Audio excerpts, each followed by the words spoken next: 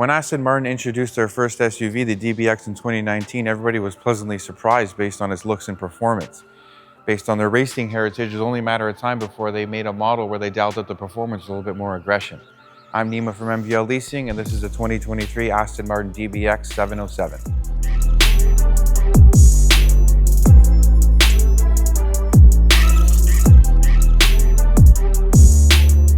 Don't forget to like and subscribe and hit that bell so you're notified anytime I release a new video. It's usually on Saturdays around 10 a.m.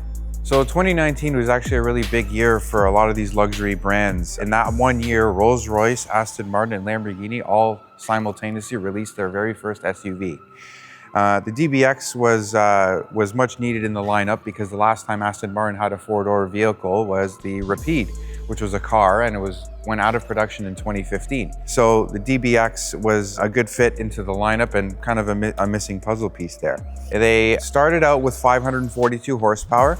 It's a 4-liter hot V V8 where you have a V8 with turbochargers up top. This is for compact design. They borrowed that engine from Mercedes. So when you look at any Mercedes that you see that has a 4-liter V8, this engine shares a lot of the underpinnings with that motor. But it wouldn't be an Aston Martin if Aston Martin didn't screw with it a little bit to kind of increase its power and performance. The Lamborghini Urus is probably the most popular of the three that I had mentioned. Now, right out of the box for a 2019 Urus, you have a similar engine, made by Volkswagen though, a 4-liter hot V with the turbos in the middle, 650 horsepower, 650 torque. Although it was Aston Martin's first kick at the can when it came to an SUV, it kind of paled in comparison when it comes to the power of the Urus. Well, Aston Martin wasn't going to go down without a fight, so they wanted to create a model that they dialed up the performance and increased power and aerodynamics and driving dynamics. So, with the standard car, you have 542 horsepower, and with the DBX707, you have 707 PS. That's metric horsepower, works out to about 697. When the Aston Martin 707 came out, for a short period of time, it was the most powerful SUV in the world. We're gonna go over a few different ways that Aston Martin was able to achieve numbers like that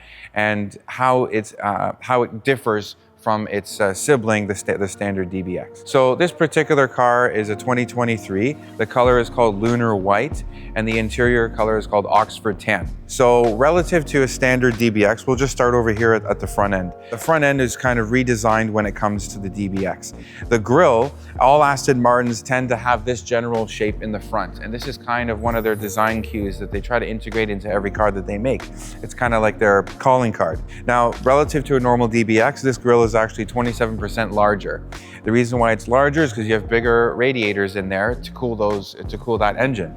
With this type of engine that I described, the hot V, it's good for compactness, it's bad for heat resistance. So the car employs a lot of different measures in order to manage that heat, and one way is with this giant grille. With Aston Martin, most of their cars, or at least one thing they're known for, is a satin chrome grille. This one is finished in gloss black, and I think it kind of adds a little bit more aggression to the car.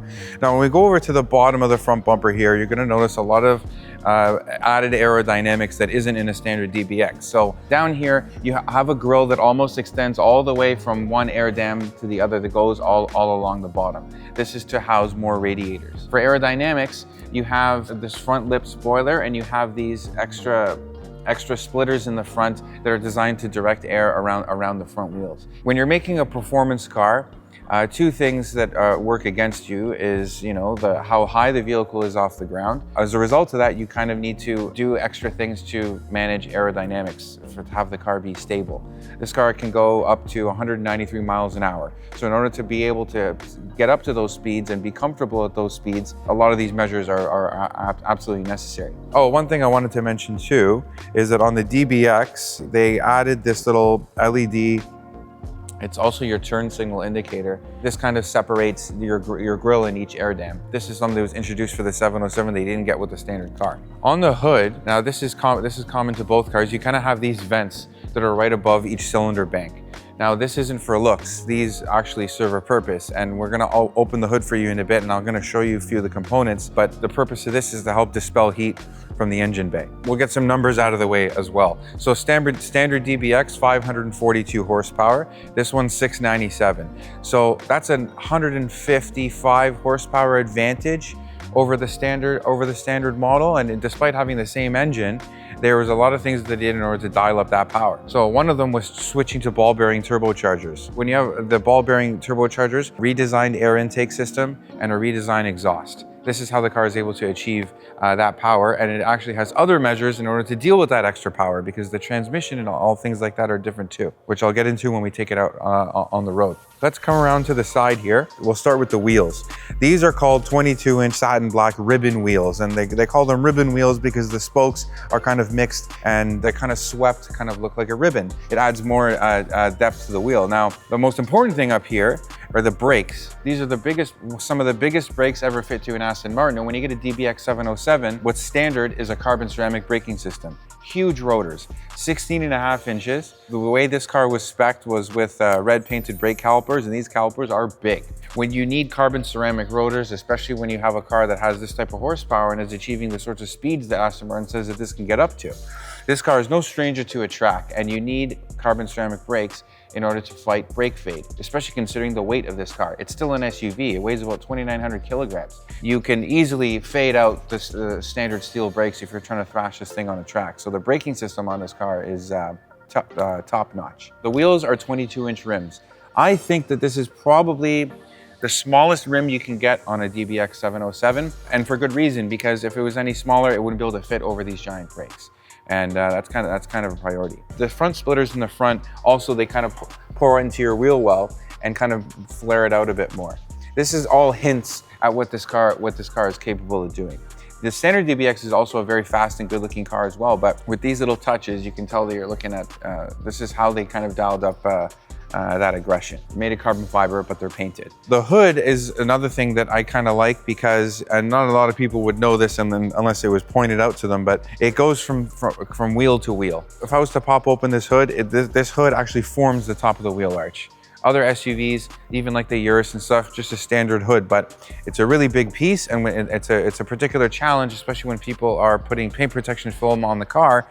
This is a very large piece, and if you screw it up, you gotta start over again. So ask anyone who puts PPF or wraps cars, it's a bit of a job. Aston Martins are also known, or what's common to a lot of the designs of all their cars, are these side strakes. Now, normally these are chrome or satin chrome, but since this car has a few black specks on it, like the fins and the vents on the hood, the splitters in the front, the grille that I was pointing out to you, everything's in gloss black. Your side skirts are gloss black, your mirrors are gloss black, and so are these side strakes, and it all kind of comes together with some continuity. The mirror is really nice. It's a bit more aerodynamic, and you also have a camera system set up in here.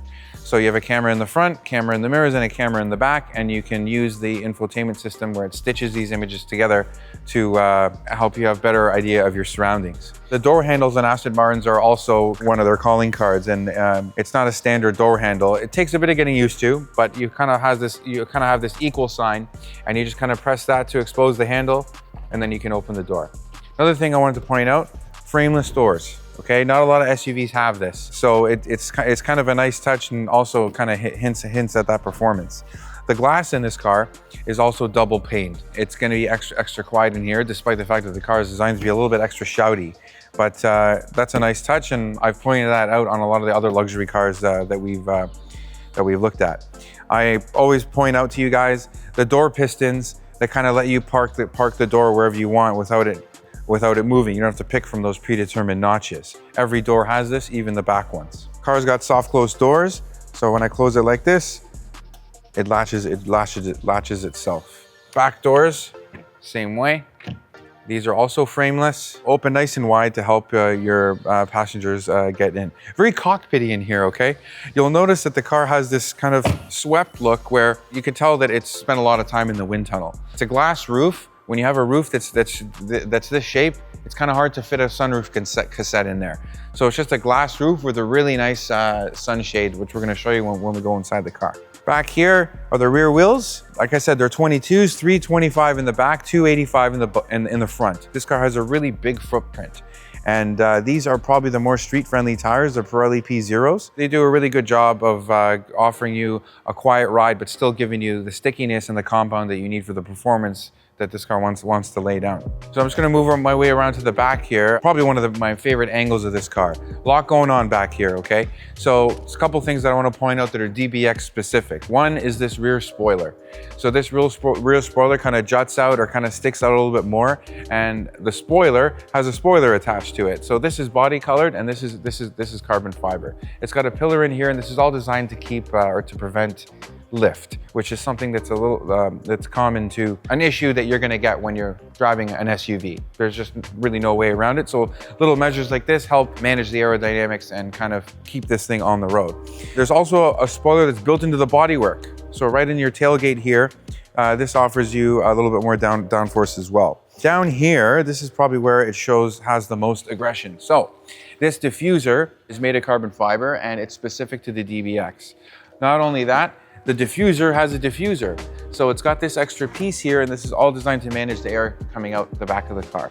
You have quad exhaust. Standard DBX, you get a single exhaust on each side. This one you get double. Like I said, the exhaust is revised. You have active flaps, so when I switch to different driving modes, right, there's even an exhaust button. You guys know how much I like exhaust buttons, that you can just press to open these flaps and let a bit more sound out. Like I said, they didn't just take a Mercedes power plant and drop it in this car. They took it and they screwed with it to make it to add more aggression and make it a bit more lively over other Mercedes models. You have your Aston Martin badge at the top. Not a lot of people know that these badges are actually handmade in the jewelry district in London. The car is built in Warwickshire, England, and these are all made by hand and then sent to the factory where they're plucked onto the car. One thing that's new for Aston Martin is they started writing their name on the car like this. I think this is actually kind of neat. I don't think it's really necessary, but they actually did it really well, because everybody knows what this winged badge means. This car was introduced alongside the new Vantage, and the Vantage has a very similar back end where you have the one continuous wraparound light that goes like this. This middle piece is actually separate from these two. These work as your indicators, and this one works as your third brake light.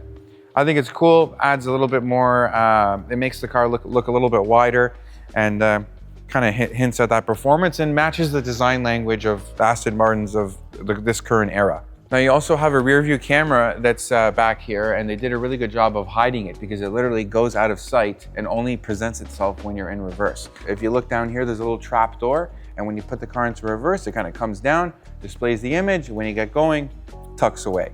Nice touch. You guys know how I like it when all these necessary safety tools or whatever are disguised, because it's just not in your face and it's out of sight, out of mind. It only presents itself when you need it. Okay, so let's hop in here and have a look at what we're dealing with. Now, despite this being an SUV, I still feel like I'm in a cockpit, and this is due in part to the fact that the car has a high waistline, a swept roofline with a high waistline, so it kind of gives you that little bit more cockpit feel. Nothing's cheap in here. Everything feels nice to the touch. Even your window switches and your drive mode selector. Your dash is completely decked out in leather. Your trim is not typical. There's not like pieces of carbon fiber that are going across the dash. It's all stitched in leather. And the leather is a nice color. Like I said, it's called Oxford Tan. It comes with like a lighter beige stitch to kind of highlight these shapes. Very curvy in here and really nice. The steering wheel. One thing that's really neat about these steering wheels is the fact that pretty much is a single piece of leather that goes on the outer rim. So if you look at steering wheels in other cars like the Cullinan and the Urus, some Bentleys and stuff like that, it's kind of broken up a little bit. With this, it all matches. And I like how the airbag leather on the airbag matches all the other trim in the car. You have one piece of carbon fiber right here around all the fun buttons, I call them. And on the outside of that, you have this stuff called gloss bronze mesh. So it almost looks like carbon, but it has a very rich look to it. The one thing that they did with this interior that I've become pretty fond of is that they kind of disguise typical things, like your speaker grills. Like when you look in your door here, you can see that you don't have plastic trim pieces that cover your speakers. Your center speaker on top of your infotainment screen is just perforated leather in the dash, but beneath that is where the speaker is. It just kind of hides those things and kind of blends it into the interior design a little bit better. Your transmission tunnel is, this is almost like it's floating, and you have a charging pad down here for your phone, and they kind of hide your trunk button back here. It's kind of a weird place to put it. Looks like a bit of afterthought, but whatever. If you own the car, you know where it is, so that's all that counts. But you can throw a lot of stuff in here with easy access. You have a center console here. Decent size. It's carpeted in here with this felt. You have your USB ports for charging your phone if this one is occupied. In your cup holders here, there is a little picture of a key, and if your key is low on battery, this is where you put your key in order for the car to recognize that you're in it, and so it can actually start properly. One thing with the DBX, or that's been common to Aston Martins, is your transmission. So there's no shifter. There's no column mounted shifter. It's literally just buttons. And right above your infotainment screen, like front and center, where it kind of asks for a lot of attention, is your engine stop start button. On each side of that, you have your PRND, park, reverse, neutral, drive. They continued that with this, and this is probably something they're not going to let go of. Just like Lamborghini, their calling card for that is that kind of aircraft-inspired start switch. That's something specific to Aston Martin, and I think it's a really nice touch. The engine stop start button also, when you fire up the car, it kind of has this nice glow, and that's real glass. Okay, really nice touch. Now, speaking of the transmission, it's paddle operated, or you can put it in manual mode if you want. But because this car puts out so much more horsepower than the standard DBX, they had to revise the transmission. Now, it is a transmission that they borrowed from Mercedes, which is okay. It's still a 9-speed, but it comes with a wet clutch. When it comes with a wet clutch, that is a bit more tailored towards punishment and performance, because it would probably break the transmission that's in the standard DBX relative to how much torque this thing has. That's one thing that they did. Also, they changed the rear diff. Now it's an electronic limited slip rear differential, which is a little bit better at dealing with all the extra horsepower. Another thing that is specific to the DBX on the inside is your drive control. So they kind of put that right here, whereas on the standard DBX, you would kind of have to dick around in your infotainment in order to open your exhaust valves or put it into sport mode or whatever. But with this conveniently put right here, you can switch to 1 of 5 different drive modes, and you can also press the button in the middle to activate the manual driving mode, where you can bang through all the gears. It just makes it easier to do. And the instrument cluster kind of lights up when you go into these different modes to let you know what mode you're in, so that the graphics kind of change, which is something that we're going to show you. This infotainment is also borrowed from Mercedes. It's kind of like, it's very similar to the MBUX system with this touchpad and this rotary knob. This is getting kind of dated, and for 2025, I know that they kind of revised this and kind of started doing their own infotainment. So I think it was much needed. But in this DBX707, I like that they kind of put this drive control right in the middle here, because it's kind of a reminder and makes it easier for you to kind of have some fun on the go. The vents on this car are also cleverly disguised. Your center vents here are kind of built into your infotainment, which is all dark anyway, so they don't really stand out. The ones on the side are kind of tall and thin, so they don't look like regular vents in regular cars. So whoever designed this interior needs an award, because it was done really well. There's also, so you have carbon fiber in the center, and you have this stuff that they call gloss bronze mesh. They also have dark chrome accents. So your door handles here are in dark chrome. You have dark chrome paddle shifters. You have dark chrome trim on your steering wheel. You have a dark chrome around the bezel of your infotainment system, the trim in your vents. These are all tie in together really nicely. The seats actually are really nice. They are made of 2 different colors. I've seen them be a little bit more elaborate, but I think they were designed and sewn very well. It's all handmade. Another cool thing I like is when you have your headrest that's kind of built into your backrest, like this car, it's all one piece. To me, this is kind of it hints at performance. All the cars have it. 911s have it, and it's a good indicator that you're kind of sitting in a performance car. These seats are also heated. And they're ventilated, and those switches are actually activated right here beneath your infotainment system. A lot of physical buttons. Now, there's no volume knob, and you guys know how much I like knobs, but it does have a little rotary dial that kind of serves the same purpose. Another thing that they took from Mercedes, but as long as it's something physical and tactile, I'm okay with it. This would probably be the only exception outside of an actual knob. The car has air ride. Depending on what mode you're in, it'll tailor the air ride accordingly. So you can also raise the car. You can lower it manually, but if you just leave it up to the drive mode, it will stiffen your suspension. It's got adjustable dampening. It will do all that for you. But there's also a button here that lets you drop the car when you're on the fly or at lower speeds. The seats are nicely bolstered, just like where I was explaining where the headrest is kind of a part of the seat, almost looks like a Vader seat. And at the top here, these extra shapes, this is for your shoulders. So when you're taking corners and stuff like that, kind of helps you stay in one spot. And this is especially important when you're in an SUV because you're higher off the ground. It's not like if you were to take a Jeep Wrangler and take a corner, this thing heaving and hoeing and stuff like that, very unsophisticated and unimpressive. But in this car, the way it tries to stay flat is very impressive considering its weight and its height. We're just gonna start the car. Now this is what the key looks like. It's really nice because it's got a crystal key. I remember in older Aston Martins that we used to get that came with the crystal key, we always put that key aside because if you drop it once, it's gonna break and it doesn't look as nice and it almost looks like a diamond. But this key is specific to Aston Martin, and like I said, you just keep it in your pocket and you can start the car. So foot on the brake. As soon as I put my foot on the brake, you're gonna see that the engine stop-start button lights up in red, just so I know what to press. Okay, so this is your instrument cluster. It's a fully digital instrument cluster, and you have your speedometer on the left and your tachometer on the right. Now, one thing that they carried on with this instrument cluster that Aston Martin is also kind of known for is the positions of the needles for your tach and your speedo. Like when somebody normally thinks of a tachometer, you think that it's going to go like this, clockwise. This is opposite, and the speedometer mirrors this from the tachometer. So your needles are actually like this, and they go like this, and they kind of meet at the top. This is something I kind of noticed for the first time in Vantages, and I thought it was a really nice touch because it's kind of like just a different positioning, but still gives you the same information, just in a different orientation. But that's another thing that Aston Martin became known for. So I'm just going to go through some different driving modes so you can see how your instrument cluster kind of changes. Right now we're in GT, Grand Touring mode. Think of that as like street mode, okay? So when I switch to Sport, you can see that my gauge pods did a little bit of a dance, and now they kind of are highlighted with red.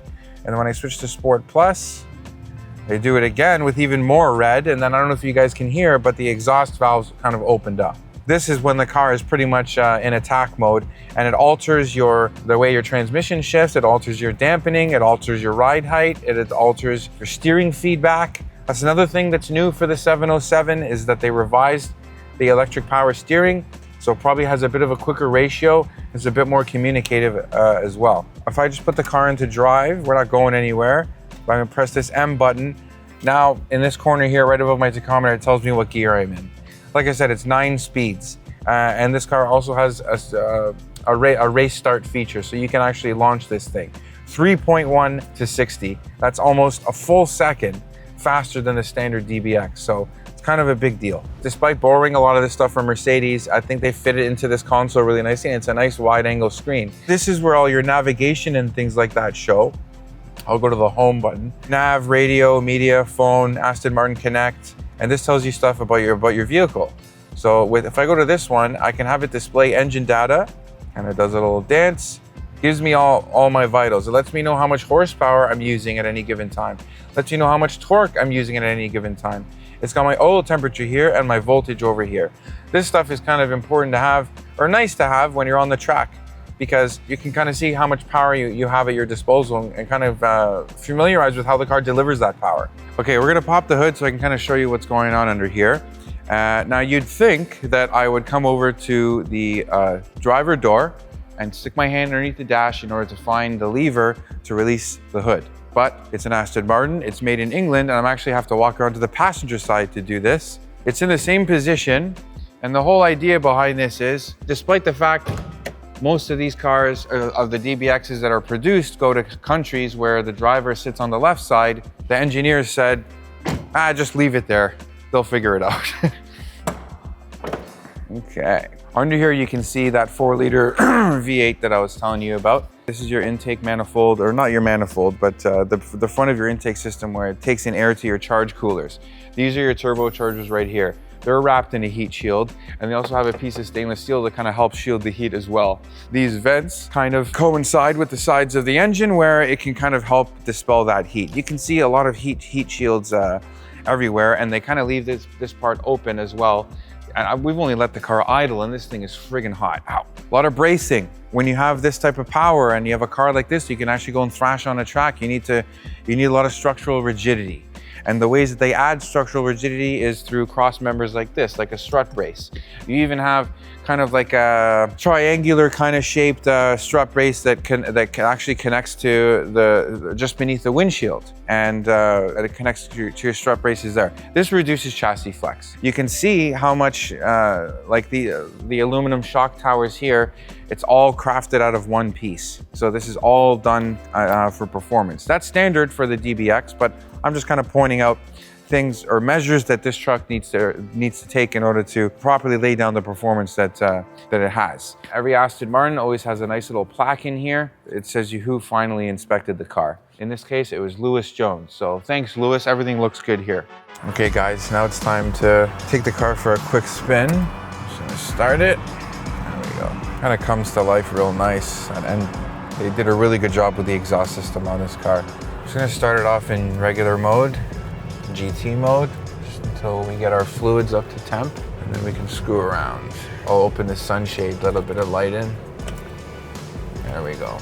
You know, even though this is kind of like a coupé style SUV, I still have some decent visibility out of the back with how big these brakes are. I want to make sure I know who's gonna run into me. So even though this is their designated kind of balls to the wall model, it's still a remarkably, you know, quiet SUV when you're kind of just puttering around. You know, even like a Lamborghini Urus, and this is not by mistake, but when you're driving a Urus, let's say, you never forget that you're in a Urus. This thing barks and makes all these different sounds and things like that.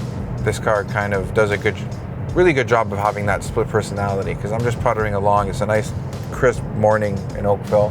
What's my exterior temp? 19 degrees. You know, the car doesn't make a lot of noise when I go over bumps. We're gonna go over some train tracks in a bit, you're gonna see.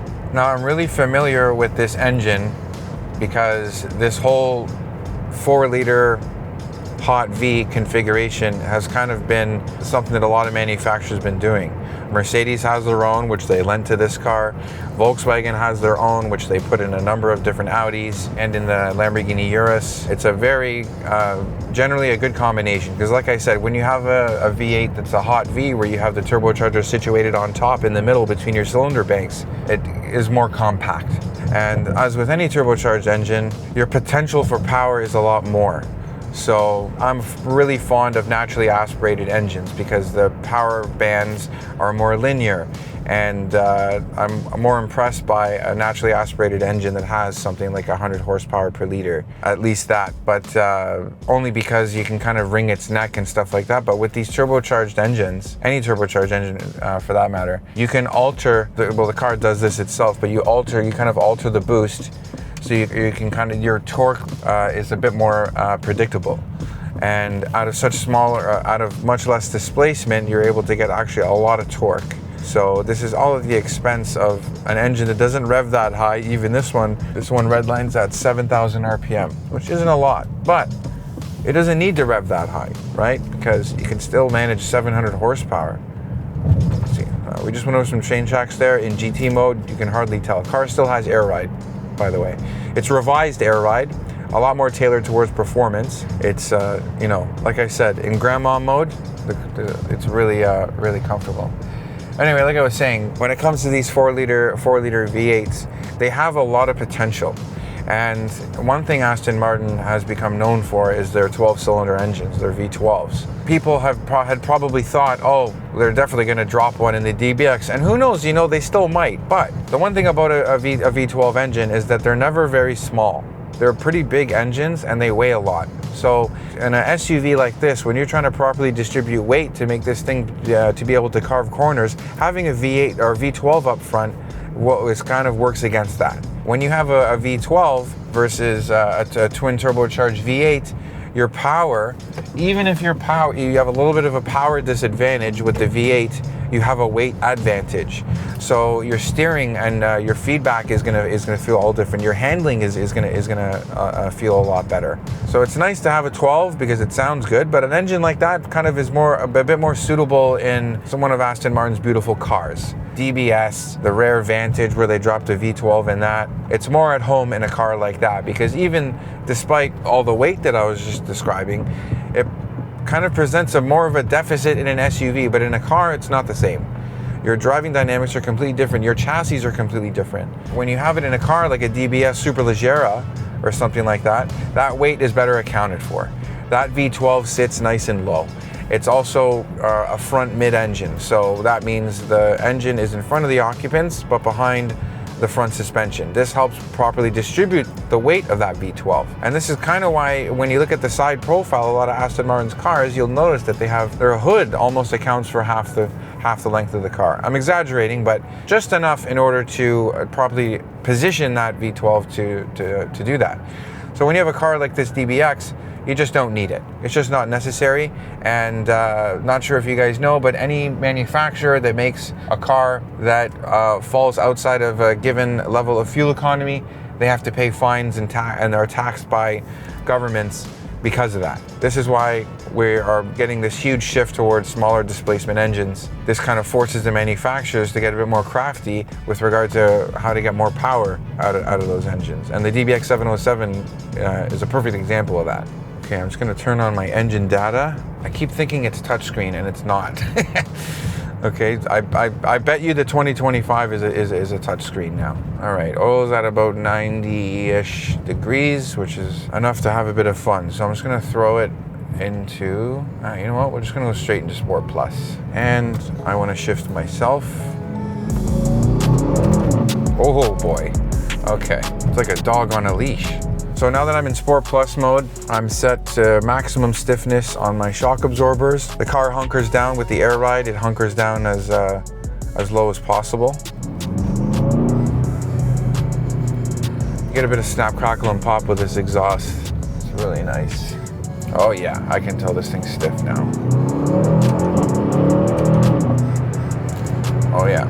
One thing about the all-wheel drive system of this car, and it's totally necessary if you have an SUV, especially a performance SUV, to have all-wheel drive. You need one that's kind of tailored towards performance. Okay, I got a nice sweeping bend here that I have all to myself. Give me a sec.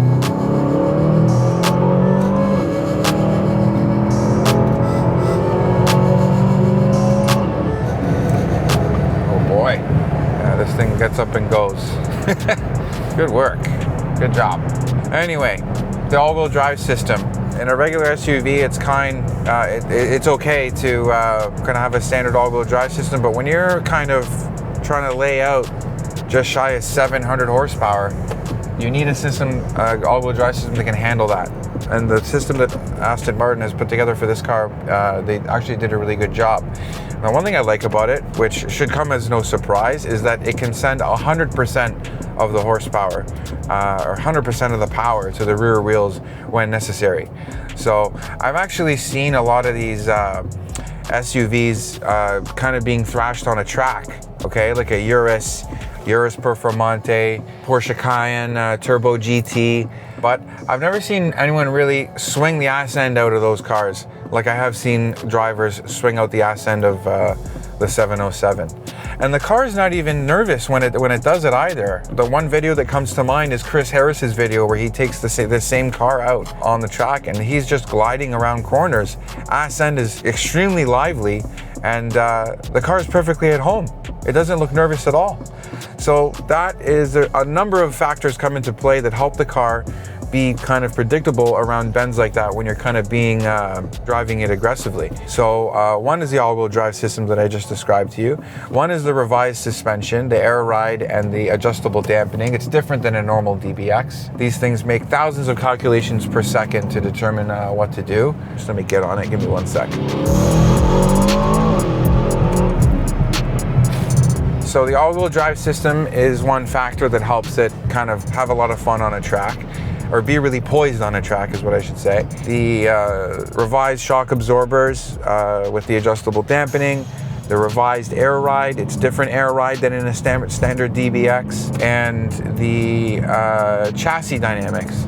So one thing this car has is a 48-volt electrically adjustable sway bars. Sway bars can basically, this car is essentially able to adjust the stiffness of the sway bar to tailor to whatever the situation calls for. So if I'm taking a hard right bend, then it's going to stiffen in such a way where it kind of helps the car kind of stay flat. It's a really good system, pretty sophisticated, extremely expensive to replace. When you have turbochargers, I've mentioned you guys in other videos before, when you have turbochargers, what their job is to compress air and shoot it into the engine. Engine compensates by adding more fuel, therefore more power. A turbocharger is spun by exhaust gas. So when I lay on the throttle, it spins a turbine on one side. On the other side of the turbine, that's where it gathers the air, compresses it, shoots it into the engine. I'm simplifying how the turbochargers work, but generally that's the principle. When that being the case, you kind of have to wait for that power, okay? So when you are mashing the gas, despite the car trying to adjust and compensate to reduce turbo lag, if you have an exhaust-driven turbocharger, it's kind of inevitable. It's never going to be as predictable. Over time, manufacturers have kind of gotten better at it using variable geometry turbos, where it kind of alters the angle at which the exhaust gases hit the turbine and can kind of virtually change the size of the turbocharger relative to how fast the engine's going, thereby spooling it up faster. But if it's an exhaust gas driven turbocharger, you're always going to have that lag. When you're driving this car, even if I'm at say 3,500 RPM and I mat the gas, the car is going to go. But then the turbos spool up and then it starts to take off. And one thing that I kind of noticed with this 707 that maybe it's the same in a regular DBX, I doubt it though. When I start to get past 5,000 RPM, and remember red line's at 7, I can hear the turbocharger spooling. And I think it's really cool when you kind of hear the car working like that, because it kind of keeps you more in tune with it. And obviously hints at performance with all the whooshing and stuff like that. Just want to find a safe gap where hopefully I can do it. Maybe you guys can hear it, because when those turbochargers are at full spool, just like I described on older 911s, that when the turbo spools up, you almost don't even hear engine anymore. All you hear is suction, because all you hear is your turbochargers doing their job basically, and that's to compress that air and kind of shoot it into your engine.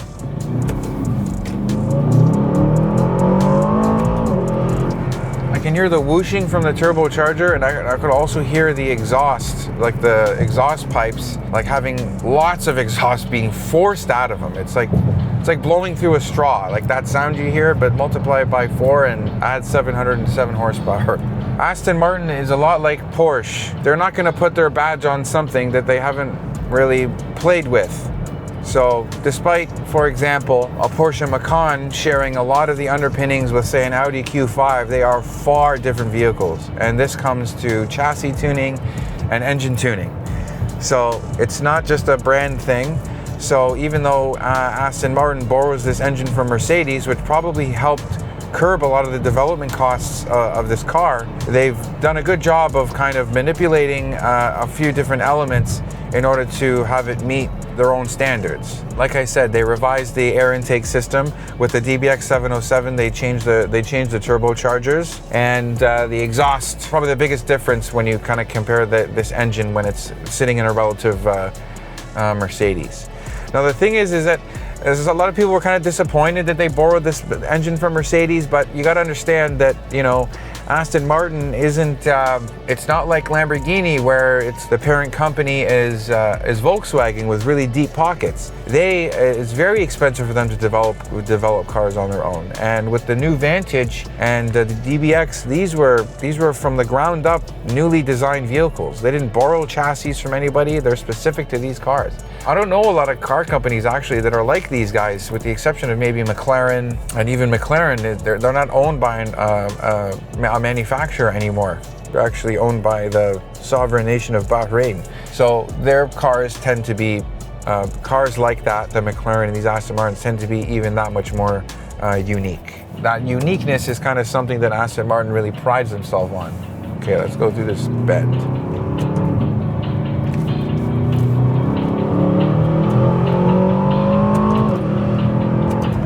When I get close to red line, my gauges kind of blink in red, so that way I'm not staring at my gauges when I'm when I'm doing like 150 kilometers an hour. But this car gets up and goes real quick. When it does that blinking, it kind of helps. I don't know if you guys can hear my turn signal indicator. It almost sounds like there's somebody behind the dash kind of knocking. It's not like a bing bong or anything like that, or a tick-tock. It's almost like somebody is like touching something. I think it's nice. It's actually kind of calming. All right, guys, fun's over. Thanks for riding with me. I think Aston Martin did a really good job of dialing all the performance up to 11 with this DBX707. Let me know what you think in the comments. Don't forget to like and subscribe.